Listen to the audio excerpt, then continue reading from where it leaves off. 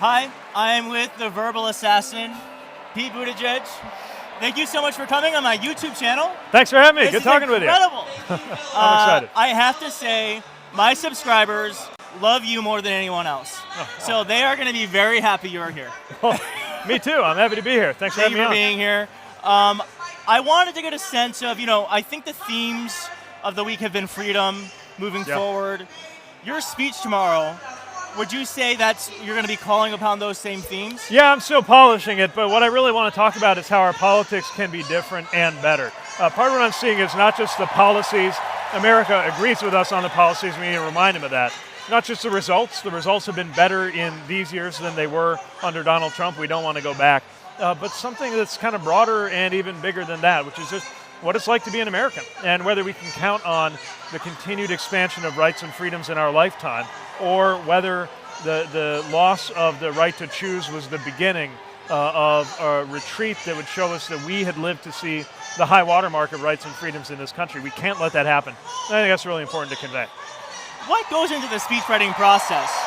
Are you literally at home typing? Yeah, sometimes. I mean, it depends. We've probably done a dozen speeches just in the last day or two, because there are these delegation breakfast opportunities to engage with veterans groups, so many different constituencies in the parties. So what I find is I love getting in front of a crowd, watching the faces rise and fall, trying different ways to connect with people. But then there are some moments that really do call for you to sit down and work out a draft. And if there ever was such a moment, it's when you're going to be on stage in front of thousands of people and millions watching at home. I'm really excited to hear it. Of course, we're all here for Kamala Harris. And I know that you played Mike Pence, funny enough, during her VP prep for the debate. I'm wondering if you could give us some insight of what Donald Trump has to look forward to. Well, he better eat his Wheaties that day, because she is a tough, smart, and often funny speaker and debater and thinker. Her prosecutorial background, I think, is very relevant to how she can pick apart a bad faith or frankly dumb argument, which we might get a lot of from Donald Trump. One of the things I saw is that she was always asking us, as we were going back and forth on different things in debate prep, how is this policy, this answer, this idea going to matter to somebody at home? What does it mean to their lives? And I think that's the right focus. We're very proud of her. She's the leader, but she also gets that it's not about her. And I think the biggest thing that you'll see different, the thing that she's going to show as well as tell when you see the two of them side by side, is that Donald Trump is about Donald Trump. Kamala Harris is about all of us. Well, I feel like we're in almost like a post-policy moment. I don't know why policies don't matter anymore. I'm glad that she has policies. Donald Trump doesn't have any solutions. But I'm wondering if you have any idea why policies seem to matter less to people. Well, I half agree with you. I think a lot of it right now is about, as they're saying, vibes. It's about the kind of energy of a campaign. I think that's working in our favor, especially because I don't think people want to go back to the kind of darkness that seems to be all that Donald Trump is selling. Something, by the way, I think he doubled down on with the selection of J.D. Vance as running mate. Just this constant sense of darkness. And what you've seen out here is this joy, not naive about the problems we face as a country, but a different spirit. But the other thing I'll say, and something that actually builds up my faith that policy matters maybe more than we fear, is what's going on with Project 2025. It might be the first time in my life that I've seen a policy scandal. Think about it. The most debilitating scandal to face Republicans right now. It's not a sex tape. It's not a criminal cover-up, although they've had their fair share of those too. The thing that's really forcing him to do the most damage control, the thing that Donald Trump is going out of his way to distance himself from, the thing they clearly don't want mentioned, is nothing but a 900-page write-up of their policy agenda. It's kind of amazing. I think they forgot how profoundly unpopular their policy vision is. Now, the challenge is nobody's going to sit at home and go through 900 pages of that. We got to lay out that what we're really talking about is just that their agenda is totally out of step with where most Americans want our country to go. I mean, it is an incredible thing that Republicans are actively running away for the things that they believe in. I don't know if that's ever happened before in a presidential election. Yeah, I mean, it's revealing, I think, because what it tells you is, and remember, they published this on purpose. They didn't know that it would be a profound embarrassment for their policy framework to be written down, which is why they wrote it down. But that shows you how out of touch they are with the American people. And I think when you see the way the media bubbles that have enveloped not just the Republican Party in general, but the Trump Republican Party in particular, you begin to realize how they lost sight of that and how they lost touch of that. But now's our chance to hold them accountable, hold them to their own terribly unpopular and failed policies. Well, you do a great job of that. You actually go on Fox News, which I think all Democrats should do. We should go more. We should go in places where we're not normally seen. And I love that you do that. And it also not always, but it usually goes viral because you're bringing facts to a place where they usually don't exist, or they're only getting half-truths. Yeah. So I'm wondering what suggestion you might have to Democrats to get themselves out there in a way in places that might not feel as safe.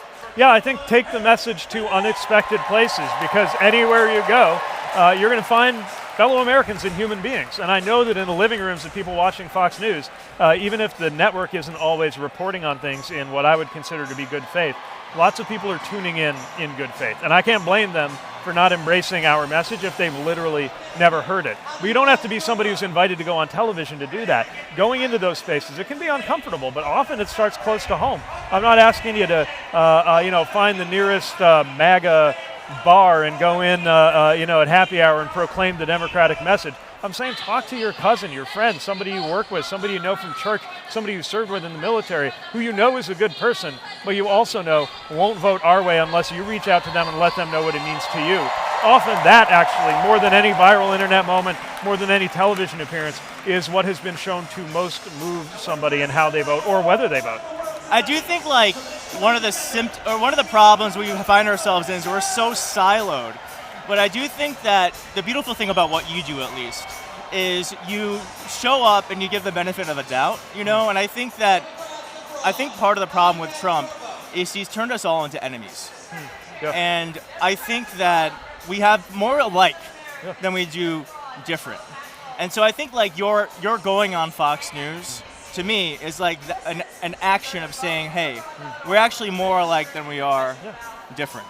Yeah, look, we're all human beings here, and any one of us, depending on the family we grew up in, the community we grew up in, and the media environment that we live in, might have wound up having passionate political beliefs that are the opposite of what we actually have. So in order to reach across those divides, we got to find people at a human level, and the human side of politics is what I think we most need to lean into right now, because I think it is at that level that people will choose a leader who wants to move us forward, even a leader maybe they figure they don't agree with all of the time, but would rather have that than the darkness and the revenge and the chaos that is all that the Trump Vance ticket seems to have to offer right now. Well, I think that's also the beautiful moment we find ourselves in, is that I feel like with Kamala Harris, we've discovered the humanity of politics again, and it is, I believe hope is a force multiplier. Yeah.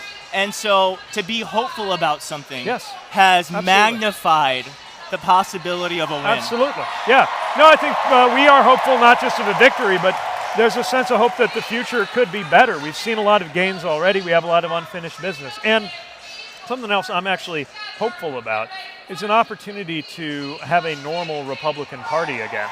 I may never vote Republican, but I really care about making sure there are two functional Republican parties, and two functional political parties, the Republican and Democratic Party. I would love nothing more than for us to have a future where Republicans are as horrified by what happened with Trumpism as Democrats. I actually think that's possible, because a lot of Republicans were horrified back in 2015 when he first emerged, but only if they learn the lesson that sticking with Trump will cost them power, not win them power.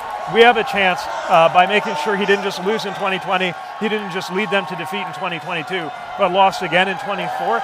We have a chance to change that political calculation that has led so many Republican elected officials who deep down know better to embrace this and enlist them in that hope of a better future. But I kind of feel like that's it shouldn't be our responsibility. I know we're all Americans, but the leaders of our party at least said hey, something's got to change here. Yeah. We can all just debate later why that occurrence happened, but we were actually responsible. Right. And I don't know why we have to be responsible for both parties. Yeah, we shouldn't have to be. And by the way, there are courageous Republicans who have stepped forward. I have never heard of more people from within a president's administration stepping forward to denounce that administration later on. Yes. And not just like some intern. I'm talking about his chief of staff, John Kelly, talking about why he is unfit to be a commander-in-chief. National security officials, cabinet members who either aren't on speaking terms with him or have actually come out to oppose him. It's not enough. You're right. It should be way more. But the fact that that's happened like never before really tells you something. I mean, even Mike Pence, who you played. Yeah, I mean, think about what that means to not be on speaking terms with your own vice president. Imagine that. They were freaking out that Kamala Harris said, "I love you" to Joe Biden yesterday night. Yeah. So I guess my last question for you is, J.D. Vance, Tim Walsh, you are from the Midwest. Where do we begin? You're from the. What is the difference?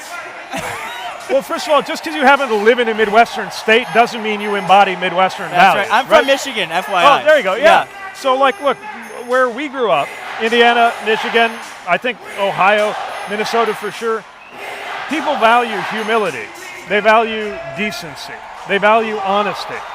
Donald Trump is almost extravagantly anti all of those values, which is probably why, back when he was telling the truth, J.D. Vance was a very eloquent anti-Trump voice. Yeah. Now, obviously, he decided the path to power is to sell out those Midwestern values. And while he's at it, sell out Midwestern communities that experienced a manufacturing recession under Donald Trump before going into the manufacturing boom that they have now. But we have to hold him to account for that.